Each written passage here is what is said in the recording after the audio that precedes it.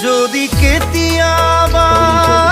পৰিলে মনত মোৰ আবেলি নদীৰ পাৰত আকাশৰ তৰাৰ মাজত আৰু বিচাৰি পাবা তোমাৰ বুকুৰ মাজত প্ৰতিলিপি ডায়েৰীৰ পাতত তোমাৰ উশাহৰ গহনা মই নথকাৰ অনুভৱ যিদিনা হ'ব তোমাৰ সিদিনা অশ্ৰু নিগৰিবনে